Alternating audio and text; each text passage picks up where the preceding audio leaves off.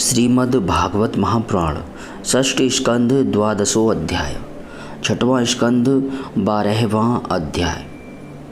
वृत्रासुर का वध। नारायणं नमस्कृत्य नरं चैव नरोत्तमं देवीं सरस्वतीं व्यासं ततो जयमुदीरयेत्। श्री सुखदेव जी कहते हैं, राजन, वृत्रासुर रणभूमि में अपना शरीर छोड़ना चाहता था, क्योंकि उसके विचार से इंद्र पर विजय प्राप्त करके स्वर्ग पाने की अपेक्षा मरकर भगवान को प्राप्त करना श्रेष्ठ था। इसलिए जैसे प्रलयकालीन जल में कैटभासुर भगवान विष्णु पर चोट करने के लिए दौड़ा था, वैसे ही वह भी त्रिशूल उठाकर इंद्र पर टूट पड़ा। वीर वृत्रासुर ने प्रलयकालीन अग्नि की लपटों के समान तीखी नोकों वाले त्रिशूल को घुमाकर बड़े वेग से इंद्र पर चलाया और अत्यंत क्रोध से सिंहनाद करते हुए बोला, पापी इंद्र, अब तू बच नहीं सकता। इंद्र ने यह देखकर कि वह भयंकर त्रिशूल ग्रह और उल्का के समान चक्कर काटता हुआ आकाश में आ रहा है, किसी प्रकार की अधीरता नहीं प्रकट की और उस त्रिशूल के साथ ही वासुकी नाग के समान वृत्रासुर की विशाल भुजा अपने 100 गांठों वाले वज्र से काट डाली। एक बाँह कट जाने पर वृत्रासुर को बहुत क्रोध हुआ। उसने वज्रधारी इंद्र के पास जाकर उनकी ठोड़ी में और गजराज ऐरावत पर परिघ से ऐसा प्रहार किया कि उनके हाथ से वह वज्र गिर पड़ा। वृत्रासुर के इस अत्यंत अलौकिक कार्य को देखकर देवता, असुर, चारण, सिद्धगण आदि सभी प्रशंसा करने लगे, परंतु इंद्र का संकट देखकर वे ही लोग बार बार हाय हाय ऐसा कहकर चिल्लाने लगे। परीक्षित, वह वज्र इंद्र के हाथ से छूटकर वृत्रासुर के पास ही जा पड़ा था, इसलिए लज्जित होकर इंद्र ने उसे फिर नहीं उठाया। जब वृत्रासुर ने कहा, इंद्र, तुम वज्र उठाकर अपने शत्रु को मार डालो, यह विषाद करने का समय नहीं। देखो, सर्वज्ञ सनातन आदि पुरुष भगवान ही जगत की उत्पत्ति, स्थिति और प्रलय करने में समर्थ हैं।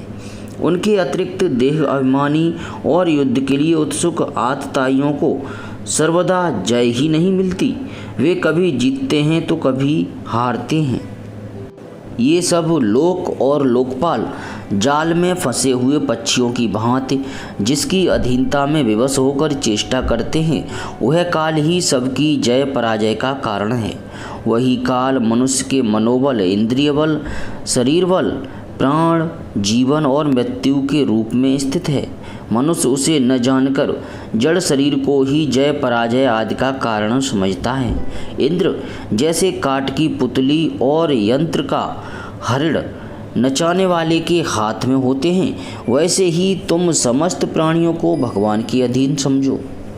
भगवान की कृपा प्रसाद के बिना पुरुष, प्रकृति, महतत्व, अहंकार, पंचभूत, इंद्रियां और अंतःकरण, चतुष्टय, ये कोई भी इस विश्व की उत्पत्ति आदि करने में समर्थ नहीं हो सकते। जिसे इस बात का पता नहीं है कि भगवान ही सबका नियंत्रण करते हैं, वही इस परतंत्र जीव को स्वतंत्र कर्ता भोक्ता मान बैठता है। वस्तुतः स्वयं भगवान ही प्राणियों के द्वारा प्राणियों की रचना और उन्हीं के द्वारा उनका संहार करते हैं। जिस प्रकार इच्छा न होने पर भी समय विपरीत होने से मनुष्य को मृत्यु और अपयश आदि प्राप्त होते हैं, वैसे ही समय की अनुकूलता होने पर, इच्छा न होने पर भी उसे आयु, लक्ष्मी, यश और ऐश्वर्य आदि भोग भी मिल जाते हैं। इसलिए यश, अपयश, जय पराजय, सुख दुख, जीवन मरण, इनमें से किसी एक की इच्छा अनिच्छा न रखकर सभी परिस्थितियों में समभाव से रहना चाहिए। हर्ष शोक के वशीभूत नहीं होना चाहिए। सत्व, रज और तम, ये तीनों गुण प्रकृति के हैं, आत्मा के नहीं। अतः जो पुरुष आत्मा को उनका साक्षी मात्र जानता है, वह उनके गुण दोषों से लिप्त नहीं होता। देवराज इंद्र, मुझे भी तो देखो, तुमने मेरा हाथ और शस्त्र काटकर एक प्रकार से मुझे परास्त कर दिया है, फिर भी मैं तुम्हारे प्राण लेने के लिए यथाशक्ति प्रयत्न कर रहा हूँ। यह युद्ध क्या है? एक जुए का खेल। इसमें प्राण की बाजी लगती है। बाणों के पासे डाले जाते हैं और वाहन ही चौसर हैं। इसमें पहले से यह बात नहीं मालूम होती कि कौन जीतेगा और कौन हारेगा। श्री सुखदेव जी कहते हैं, परीक्षित, वृत्रासुर के ये सत्य एवं निष्कपट वचन सुनकर इंद्र ने उनका बड़ा आदर किया और अपना वज्र उठा लिया। इसके बाद बिना किसी प्रकार का आश्चर्य किए मुस्कुराते हुए वे कहने लगे।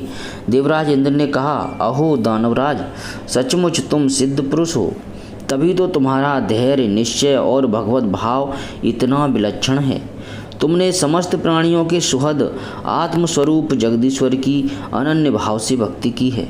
अवश्य ही तुम लोगों को मोहित करने वाली भगवान की माया को पार कर गए हो, तभी तो तुम असरोचित भाव छोड़कर महापुरुष हो गए हो। अवश्य ही यह बड़े आश्चर्य की बात है कि तुम रजोगुणी प्रकृति के हो, तो भी विशुद्ध सत्व स्वरूप भगवान वासुदेव में तुम्हारी बुद्धि दृढ़ता से लगी हुई है। जो परम कल्याण के स्वामी भगवान श्री हरि के चरणों में प्रेममय भक्ति भाव रखता है, उसे जगत के भोगों की क्या आवश्यकता है। जो अमृत के समुद्र में विहार कर रहा है, उसे क्षुद्र गड्ढों के जल से प्रयोजन ही क्या हो सकता है। श्री सुखदेव जी कहते हैं, परीक्षित, इस प्रकार योद्धाओं में श्रेष्ठ परम महापराक्रमी देवराज इंद्र और वृत्रासुर धर्म का तत्व जानने की अभिलाषा से एक दूसरे के साथ बातचीत करते हुए आपस में युद्ध करने लगे। राजन, अब शत्रुसूदन वृत्रासुर ने बाएं हाथ से फौलाद का बना हुआ एक बहुत भयावना परिघ उठाकर आकाश में घुमाया और उससे इंद्र पर प्रहार किया, किंतु देवराज इंद्र ने वृत्रासुर का वह परिघ तथा हाथी की सूंड के समान लंबी भुजा अपने 100 गांठों वाले वज्र से एक साथ ही काट गिराई। जड़ से दोनों भुजाओं के कट जाने पर वृत्रासुर के बाएं और दाएं दोनों कंधों से खून की धारा बहने लगी। उस समय वह ऐसा जान पड़ा मानो इंद्र के वज्र की चोट से पंख कट जाने पर कोई पर्वत ही आकाश से गिरा हो।